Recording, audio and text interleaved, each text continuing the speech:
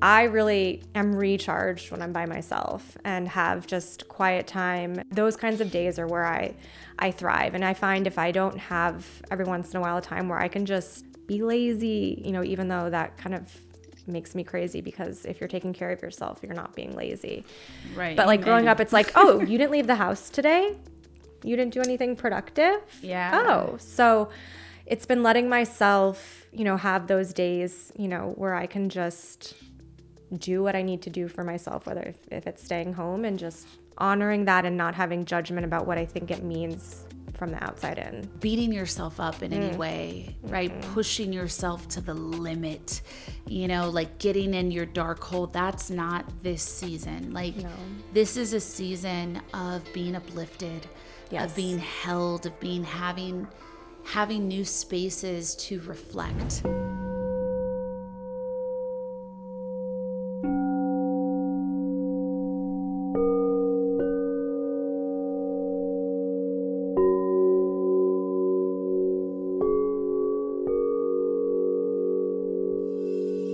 Welcome to Deeply Well, a soft place to land on your journey. A podcast for those that are curious, creative, and ready to expand in higher consciousness and self-care. This is where we heal. This is where we transcend. Thank you, everyone, as always, so much for being here. I'm Devi Brown. This is Deeply Well. Oh, Lord, the state of the world. I'm not even trying to say that in a funny way. The state of the world. It's a lot. There's a lot of things. There is so much, especially if you live in the U.S. and listen to this show. There is so much happening for us and so much that is unknown.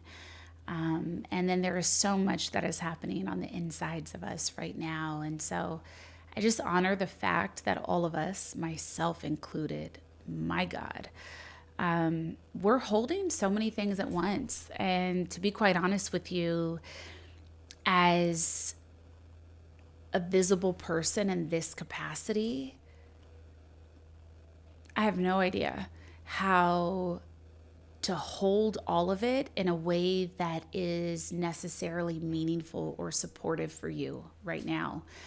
I'm doing my best and I'm trying to understand how God wants to use me in this moment. And I'm waiting for those answers. But I feel like I am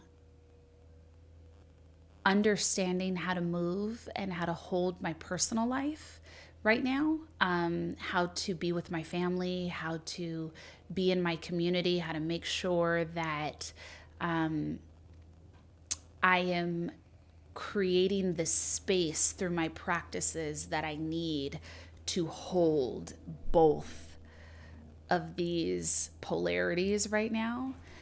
But professionally, when it comes to needing to show up on Instagram, needing to show up in all the places, I'm figuring out, what does that look like in a time like this? What is helpful, useful, authentic?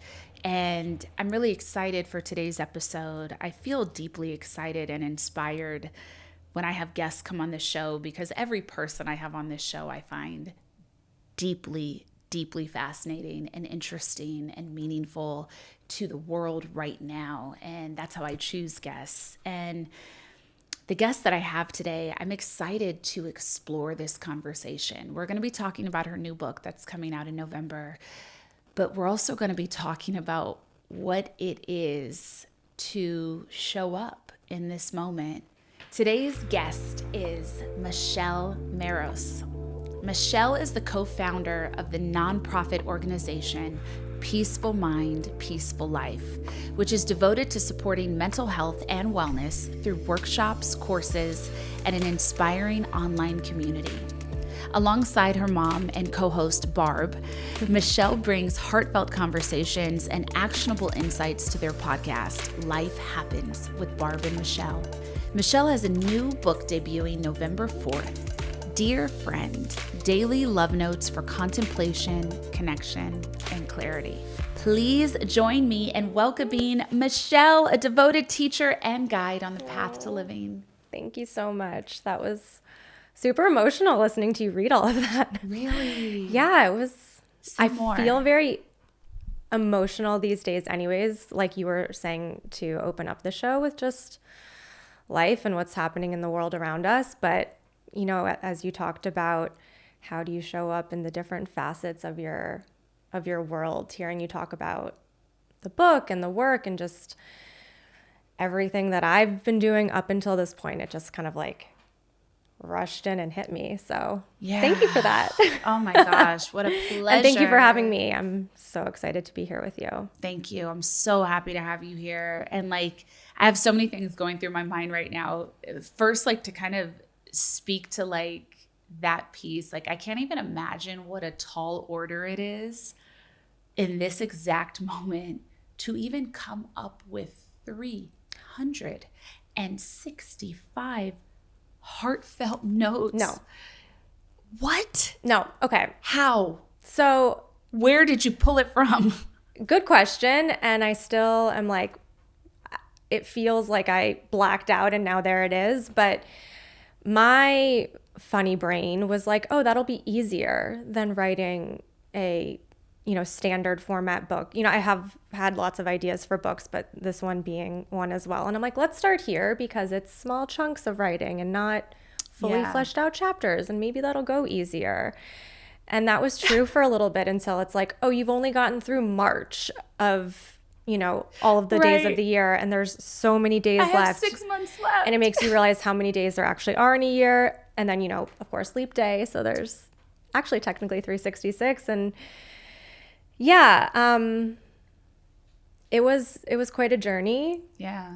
But, you know, I really pulled from things that I've written for, you know, over the past 12 years, working with Peaceful Mind, Peaceful Life and blogs and, you know, stories from my own life and lessons that I've learned and tried to come up with and say the things that maybe I would have wanted someone to say to me or have had someone say to me that helped or that was comforting or that was motivational. But there's a lot of days in the year. That's a lot of days. Yeah. And going through the editing, I was like, yeah, it was a journey. Like, I need more.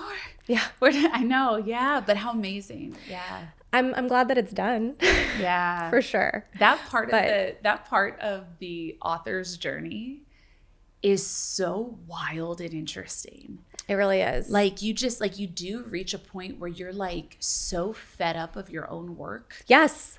At the last round of edits, I was like, and it was a weird toggling back and forth because I'm not a standard perfectionist, but with this, I was like, I don't want there to be any errors. I want this sentence to be said in the best way that I could say it. So I was always excited to fine tune it, but then towards the end, I'm like, I hate this. Get this out of my face. I never want to see this again.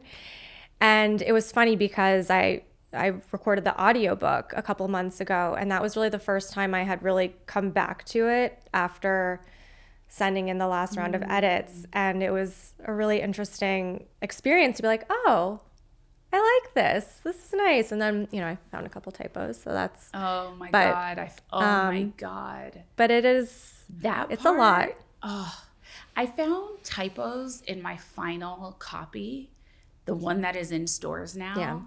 And that like gives you a certain kind of tick inside. Yep. Like it eats you from within and you're just like, oh. Yep. And there will be typos in the one that's printed. So you can find them. See if you can. My mom is like the editor of everything. She's just really good at spotting stuff. And I sent her a couple of the places where I noticed it. I'm like, can you find the typo here? And she was like, where is it? So it's like become a game, but yeah. Yeah. I'm like, you know, things fall through and it's okay. It's okay. It is okay. It's okay. As I told my 7-year-old last night, as we were like both crying through getting through homework, it's just like, you don't have to be perfect. There's no such thing. Exactly. Yeah.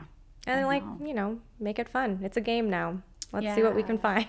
And God wants it to exist. It needs to be here, you know? So we got to trust that. We got to trust that all the ways it comes out. And for sure, because I could human be error, it's written into it. Absolutely. Because I could be the person that's like, oh, it's not ready. It's not ready. It's not ready. And then what, 10 years later, right? Nothing's out. And the world needs it now. You got to yeah, push through.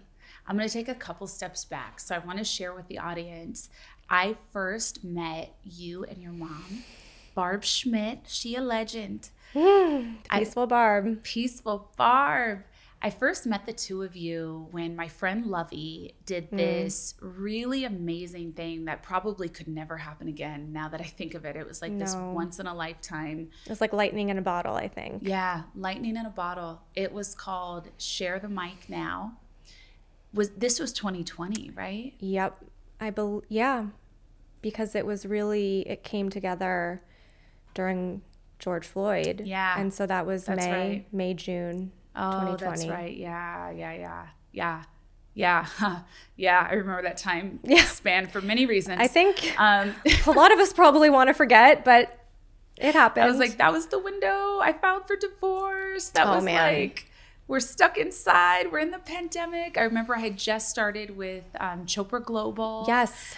Yeah. I remember that. And so she did this amazing initiative called Share the Mic Now. And so many women from different worlds and walks of life, or you would think, were partnered. Mm-hmm. And my partner on this journey was your mama. It was Barb. Yep. And I got to take over your wildly, wildly loved and popular and like cult-like following of the page Peaceful Mind, Peaceful Life on Instagram, which has a beautiful community and so much inspiration can be found there. And we were partnered and I got to take over your page and share some thoughts and share myself. And I remember after that, like we all had got on a Zoom, like preparing to do this to like meet, right? Because of course it was Zoom. Mm-hmm. And I remember we all got on and we just like, we were on that phone call, that Zoom. Yep. Forever. It was a love fest. It was a deep reflection. Like it was such a love fest. And the two of you invited me into so much of your work after that. Like I forget all the things that we did. It's now 5 years ago. I can't. What? No. Oh my God. But I remember you both just like, you just held me so beautifully. And I got a chance to like dip my feet and my toes into your world with your beautiful community and share and do some different things. And we've just been, deeply connected ever since. And every time I get a chance, like every time your mom comes to town and I'm telling you, I'm like, you better get to this city. We're in. Like me and Barb would hit the town. Like we would just go out for beautiful meals and spend time. And so I say all that to say, like even in reading everything in the bio, like I think to really speak to the work that the two of you do and have done, like I think you have really, especially within like your Peaceful Mind, Peaceful Life world, I mean, just done immense work to raise consciousness.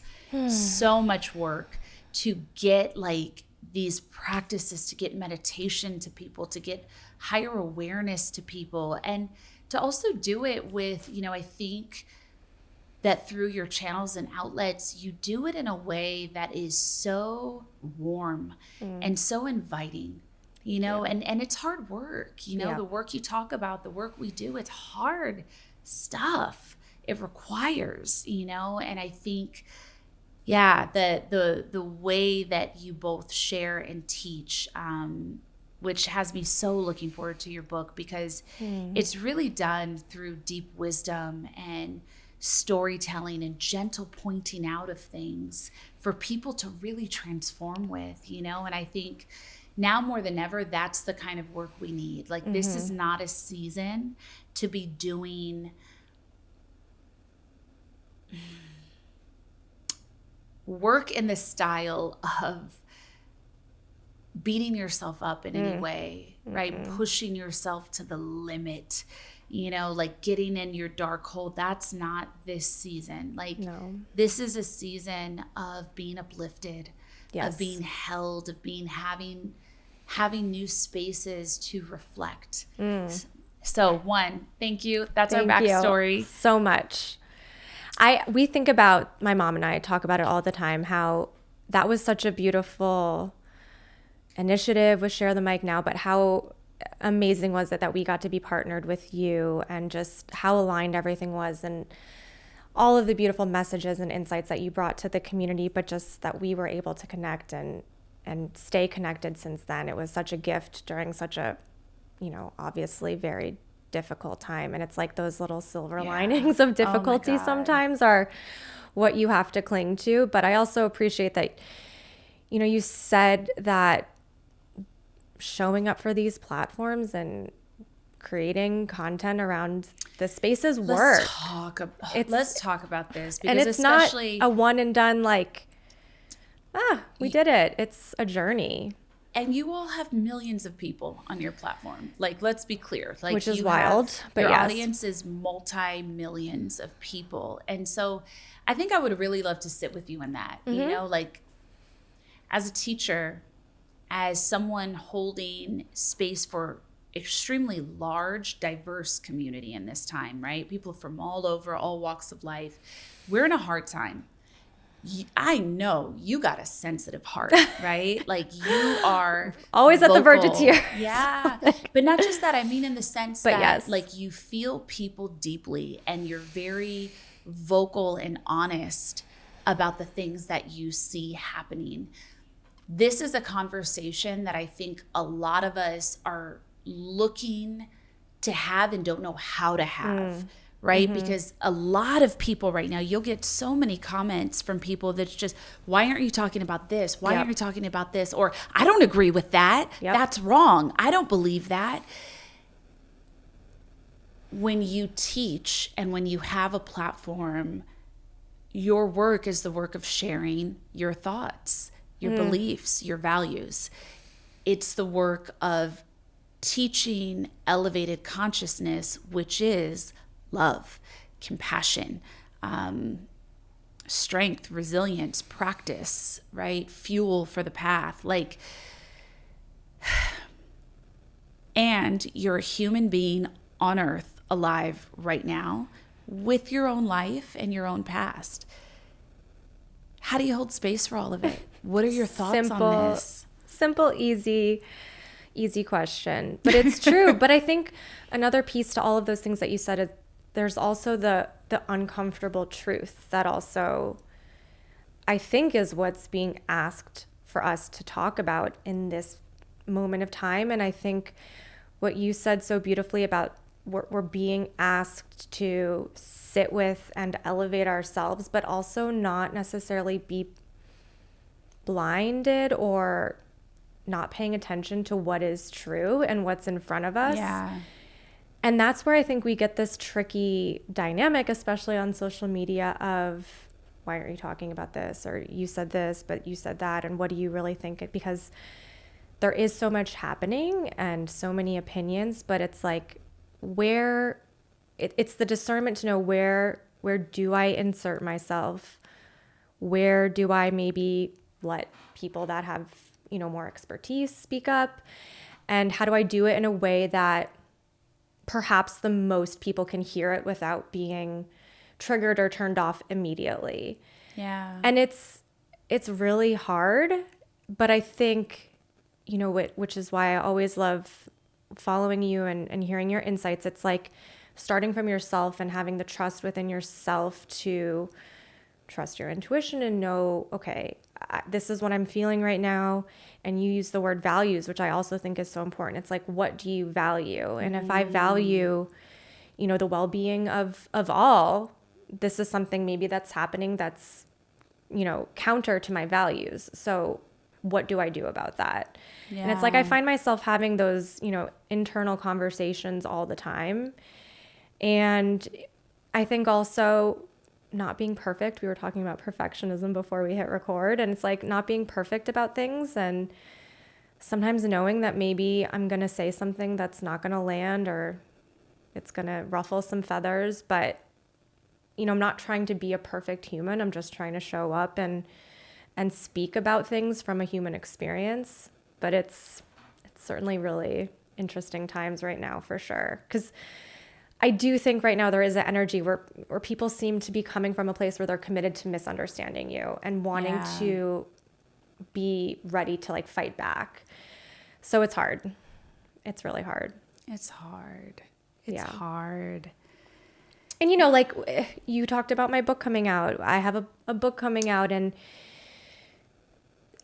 I'm not a fearful person, but it's like when you have people behind you that are invested in your work and you feel that you don't want to let them down, you don't want to do things or say things that could potentially take away from some sort of success. And I've really been struggling in that arena of like acting with an alignment with what I believe versus not sabotaging myself with a project that I've been working years and years and years on creating. So the dynamic is really tricky, and I walk the tightrope every day, I think, for sure. Do you feel like how do you feel like you need to present?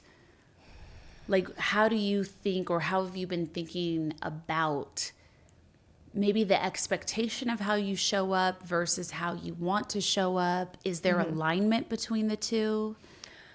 What's interesting for me, at least, is for a while, I would get people commenting like, I followed you for, you know, peace and inspiration, and what you're saying isn't that, and you should stay in your own lane, like that kind of commentary. And you know, things that are just, and on Peaceful Mind, Peaceful Life, you know, that's what happens there. You can get nice sentiments and tools or practices or insights about life. And I don't think you're going to find a lot of things that are really going to trigger too many people there. And that's great. But I think what people tend to forget sometimes is like, we are human beings and we're living in this very messy world while also presenting, you know, content and this information. But I think a lot about my values, and sometimes I think about, you know, I talk a lot about finding the tiny joys in life. And sometimes, you know, especially during COVID, if I could hear a bird chirping outside my window when I was stuck at home, I'm like, oh, that's really beautiful. That lifts my spirits. But like the dissonance between that and thinking about some people that are in circumstances where maybe they don't even have that. And it's like, how can I reconcile the suffering of so many when I'm trying to share these insights? But like, I don't even know if those insights could reach those people because we're living in such a messed up world, if that makes sense. So it's like, I often felt like this disconnect inside myself where it's like, I have to find a way to also reach people that are truly suffering and like acknowledge that that's real. Yeah. Like, I don't want to be in denial that there's a lot of really sad stuff happening. So many horrifying things happening. Like, so many horrifying things happening. And we're not built for it. To see it we're not built in front of our faces day in and day out, I do think that, we were not built for that. No humans have ever had to do that. No. Like, we've always gone through hard things. Every generation, if you really look back, has had their moment of their world ending. Yes. Whatever that means, and to different degrees, surely. For sure. We're on that threshold right now, right? Like, human life as we know it is completely changing. Just like, that's off top. That's not even touching politics. That's not even touching war. Like, human life, what it is to be alive, what it is to work. Like, those things are fundamentally being forever changed for the rest of human existence. It's wild to think about that. I just got chills. Like, what? The rest of human existence is changed now. With AI, with technological advances, with all of the things that we're seeing unfold. You know, I never in my life, when I was watching the Jetsons and there were flying cars or self-operating vehicles, everything looked like the future. But me sitting in Santa Monica and one of those what are they called? Wavy? Waymos? One of those Waymos drives by me with no one in it, and it's an excellent driver. And I'm like, this is just LA. This is regular everyday life. Like, this was supposed to look like the future. I know. It's insane. It's insane. It's like we are in the future, but the future looks so different than I think maybe what we thought it was going to be. And then when we mix in, you know, almost every country right now is having political warfare. Yeah. Who isn't? I mean, us in the U.S., I don't even know how to begin to touch that. In France, it's happening. Like, everywhere, there are massive governmental changes to the systems.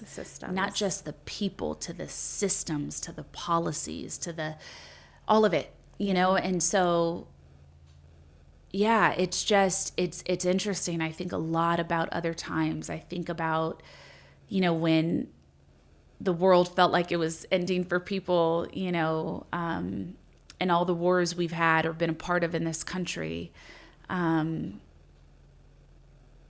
When electricity came and how different, like, it's just so, but nothing really compares to this moment where we're kind of having all of it at once.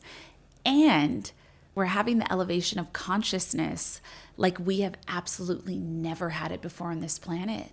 And so much access to so much information. Yeah. All the time. But also, like you said, with AI and with just the internet, it's like, how do you know it's true? And how do you, like, I think that's what we're grappling with a lot, where, you know, the influence, people are being influenced by things or seeing things or reading things. And, you know, I remember, like, back in the day, if you wanted to know a fact about something, you, like, opened the encyclopedia and, like, read about, you know, whatever. And that was like, okay, this is a verifiable source of information. And now, and that's the extent of the information. Exactly. You had to seek it out, and, you know, you knew you could trust it. And now, you know, it's a blessing and a curse, I think, because we have so much information at our fingertips. But, you know, obviously there's people that have intentions of sharing things to maybe stir the pot or, you know, spread disinformation or spread, you know, other nefarious things. And it's like,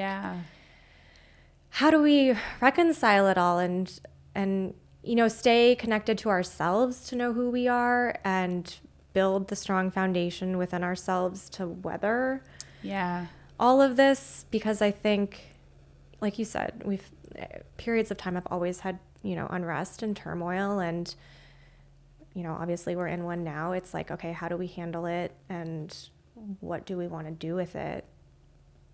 And I think it requires a level of consciousness, like you said, to be like, okay, I'm an active participant in this world, in this life around me, in my community, in my family, with my friends. Like, what is it that I want to show up with, or who do I want to be in this moment in time? And, like, what is the intention behind it? Like, do I want to be someone that's, you know, being more of the solution, not the problem? And, you know, what does that look like? It's like all these conversations that I have with myself, or I have with, you know, the people in my life, or, you know, sometimes on social media too. And it's, you know, there's not obviously a right answer, but it's a really interesting internal dialogue for sure. It's a dialogue that is in real time, just churning, just moving, changing form in so many ways. So tell me specifically, and I'll try to share too. I gotta come to it, but what are you doing? How are you taking care of yourself right now? Where have you kind of landed within yourself about how you want to approach this moment? I love that question. So I think two things that come to mind specifically. I did go to journalism school, so I am like one of those people that like loves to take in information and like find out breaking news or like get to the bottom of things. So that's kind of been my Achilles heel during these times, because I can go down rabbit holes on the internet and I'm just like, where did I just go, and how did I get here? So, but I also find that it's taught me a lot. And so I love to learn and read about other people's lived experiences and see like what's truly happening for other people. So having boundaries with that for sure, to know like when I need to take a break and, come back to my own life and live in my own world has been hugely important. But I know for myself that I really am recharged when I'm by myself and have just quiet time and can just be. And like, I know, on the internet and social media, you see like bed rotting or like just staying at home on like a Sunday and just being cozy. But like those kinds of days are where I thrive. And I find if I don't have every once in a while a time where I can just be lazy, even though that kind of makes me crazy, because if you're taking care of yourself, you're not being lazy. Right. But like growing up, it's like, oh, you didn't leave the house today? You didn't do anything productive? Yeah. Oh, so it's been letting myself, have those days, where I can just do what I need to do for myself, whether if it's staying home and just being cozy at home or, sitting on the couch with my cat, like honoring that and not having judgment about what I think it means from the outside in. Yeah. Yeah. But it's a constant checking in with myself of like, what do I need and what would help me in this moment? And sometimes they're little moments, I like to say a lot, like my mom, we call her the time demon because she's like, she has so much anxiety about time. I think it's from like her younger years where she was like working at McDonald's and always had to be on. But every time I go somewhere with her, it's like we have to leave extra early so we have like a cushion so you're not late. And so like I've taken that in for her. And so I got here early coming to see you because I'm like, I can't be late. But, I had some time in my car. And then I was late. No. But like I had some time in my car where I could just like sit with myself and, not feel rushed. Yeah. Where I'm just like, okay, I can take some deep breaths. I can close my eyes. I can, listen to music if I wanted to. And just like having those small moments, like before you go in and engage with someone really helped me to where I'm not feeling so scattered all the time. What's so interesting about hearing you say that? Because that is such, like, honestly, that is such a, like, potent tool. Like, it really is. Like, and I am so in alignment with that. Yeah. Like, I find, like, I can get a half day's worth of rest in 5 minutes inside. Right? If I get that space and really lean into it.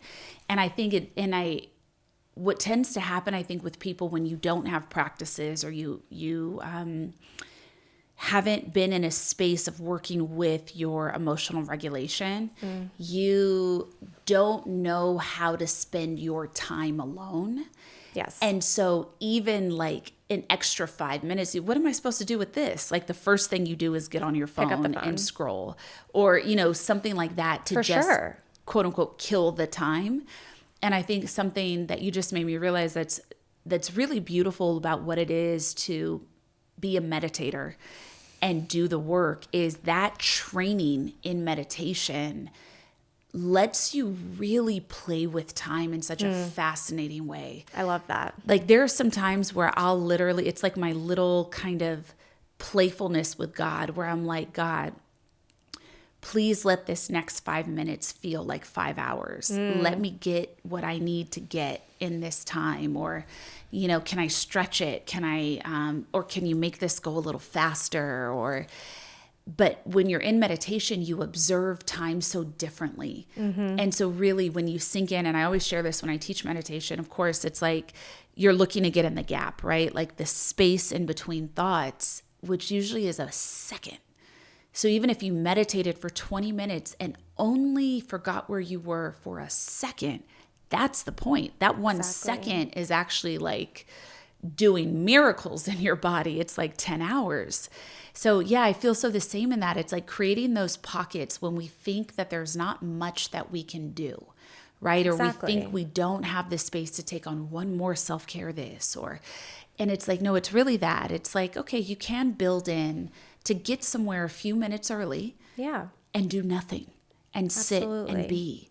Or even just, I was thinking about, when I used to work a corporate job, I would go to the bathroom, take a break and, sometimes you just think you sit there and maybe you're sitting there for a couple extra seconds just to have your space. It's like, even in those moments, you can close your eyes and breathe, just go in there and be with yourself. And it's like, there are these little pockets throughout our regular day where we can just pause and not rush through them. Like you said, maybe close your eyes, take some deep breaths, and just like reconnect, where it doesn't have to be, a huge chunk of your day to get the benefits. Like, you can connect and recenter and recharge with just that. And I love that you said, instead of like wasting away or speeding through that time, like, how can you embrace it and use it for you rather than, of course, I mindlessly scroll too. So like, I'm not saying that's not something I'm ever going to do. Same.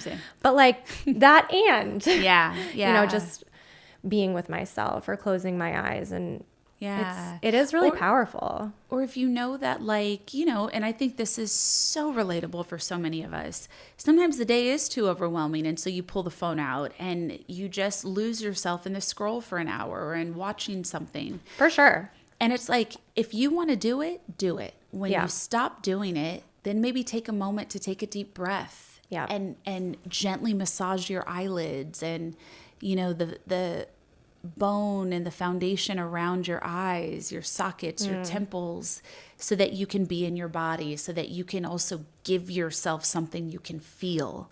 And don't judge yourself for doing it. Like I hear, my screen time was so high and I did this and that. And it's like, okay, yeah, maybe if your screen time is something that you want to work on it. But, if you, sometimes like TikTok will just give me the funniest videos and I'm just laughing and I'm like, okay, yes, screen time, my eyes are staring at the screen for hours, but also I'm laughing and I really needed that laugh. So why would I judge myself for doing that? I'm like, okay, that was healing and therapeutic for what I needed in that moment. Like, I'm not going to extend that into judging myself later and creating like a loop of self-condemnation for doing something in the moment that was what I needed. And it's like, pick your, it's like mindfully or consciously choose what you're doing, like, and do it, and then own it. And then don't be hard on yourself when you think you did something wrong or that you wasted your time, because you chose it, and you can always choose differently, moment to moment. And I think that piece, because I would challenge everyone to, like, don't judge yourself, have that moment, have the fullness of it, and then say, like, if I do that, I'm going to give myself this too. Yeah. At some point today, at some point this week, I will take 2 minutes to take deep breaths until that clock runs out. I will take a couple moments to hold my own heart, massage my hands, like do something for my body and my human being too. Mm-hmm. And I think that that's some of those small, simple ways, I think we can still kind of meet some of those needs and not have to work so hard for it, and still do something that will incrementally grow your ability to care for yourself. Absolutely. I think what I've been trying to do in this moment in time, I'm still figuring it out. Like, I've really been in deep prayer with God. Like, how do you want to use me now? Now that I finished my book, I still do all the work I do with the partners that I have and with one-on-one clients. But when you get one of your big creative things out, there is a lot of space, because it took a lot of space to do that. Mm-hmm. So now I'm noticing, like, I have like space for creativity. I have more space for service. What do I want that service to look like now? I have a couple of ideas, but not all the way sure yet. I'm really just in like communing with God and just use me. How do you want to use me now? Where do I go now? What does this moment need? And what do I have to give this moment, to bring to this moment in humanity, in my life? But much like you, I really relate to this. I have been letting myself do absolutely, utterly nothing. Like, I love it. I work so much, I travel so much, and I'm a mama. Yeah, you do it all. Well, it's getting done, but I'm... I mean, I know I see what I see on social media, but I'm like, whoo, she's here and there, and this and that. But it's so amazing. Thank you.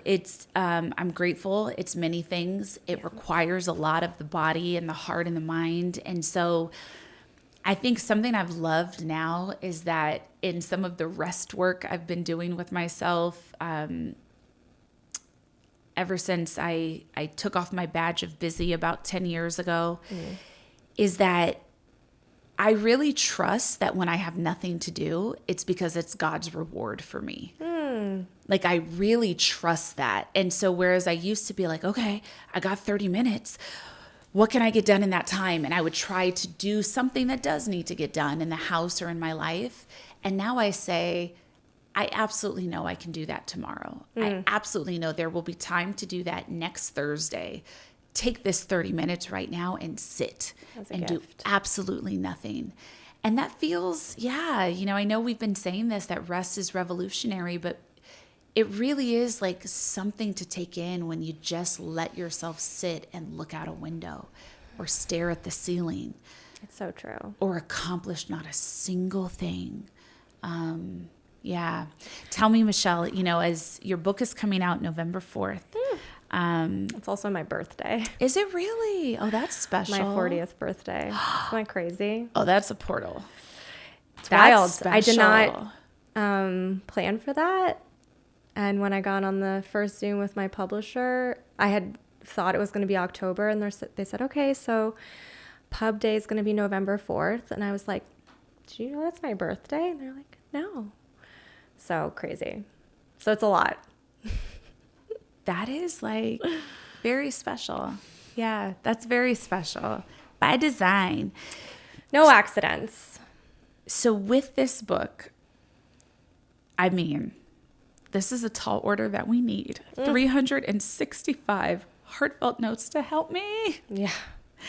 What is your hope for Dear Friend? What is your hope for this book, for who it reaches, for how it makes people feel? So many things. When we first started Peaceful Mind, Peaceful Life, for those who don't know, my mom's been practicing and then teaching meditation and mindfulness for my whole life. And so growing up, she taught workshops at our local university and had, satsangs and meditation groups. But also before going to school or before starting the day, she would read a passage from a book or a poem. She loves poetry or, something that she had been inspired by lately. And so that kind of set the tone for a practice for me and for us of, starting the day in inspiration, positivity, being uplifted before, the chaos of the day unfolds. And, then fast forwarding to Peace of Mind, Peaceful Life with that community of, my mom coming in from her side with all of the tools that she had been practicing and studying and teaching for all of these years. But for me, I always felt too that it would be so amazing to have a space where people could find community, maybe if they don't have that in their everyday lives. And this was like way back in Facebook days, so before Instagram and all of those things. And I just always wanted people to feel like they had a safe space, maybe feel like they were understood or could be exactly who they were, or to get some inspiration or insights. And so taking all of that with this book is, I just hope that, it's called Dear Friend because so many of the people that I've met online and in social media and in real life, it's like we're friends and this is what I would say to you as a friend, but also maybe it's something that I would want to hear from a friend in the past. And I know that loneliness is such a huge thing for people right now. We feel so disconnected from each other, from large groups of people, even from our friends, from our families. And so it's just my hope that this book could be a friend if you need it, could be, a source of comfort, or maybe you need a nudge to start a project or, whatever. I hope that it meets the reader where they are and gives them what they need in that moment. And obviously I know that I can't be everything to everyone, but it's just filled with the things that I've learned and picked up along the way that have helped me. And I know that we all are walking through this life with different perspectives and viewing it through our own lens. But I do think there are ties that bind us that can be, universal. And so I hope that, whoever might need it can feel comforted by it. Beautiful. Thank you. When we end every episode, I ask for a piece of soul work from our guests. Ooh. So that can be a practice, that can be a reflection, that can be a quote, but it's something to kind of integrate the energy of what this episode is. I really like the concept of not being afraid of what's true for you in any given moment, and not being afraid to lean into your truth and take actions from your truth and maybe speak from your truth, and let that practice build your confidence and your inner strength from within. Because I do think these times that we're living in are difficult, but I know that the more that I listen to myself and trust myself and follow my intuition or whatever guidance is guiding me, like I feel the strength within me build. And it's like, I want to keep adding on to that. And it's a practice, like everything is a practice. And so what I'm practicing is being brave and leaning into what's true for me, and not, I'm a recovering people pleaser. I have had a history of like caring way too much about what other people think of me and if I'm not going to be liked. And I really find myself pushing up against that in these times, because I know sometimes if I speak from what's true for me, it's not going to be received by all. And it's, how can I be okay with that? Because the practice of doing that for me is what I needed to do. And so it's that back and forth and just leaning into the trust of it. And knowing that it's okay. It's okay to not be liked by everyone. It's okay to, to push back, and feel that pushback from others, but know that doesn't take away from my worthiness, from my worth, from my ability to be loved and accepted. And that's true for everyone too. And it's like playing that game with myself of, pushing forward and then, internalizing it and then being at peace with it. Say the first part again.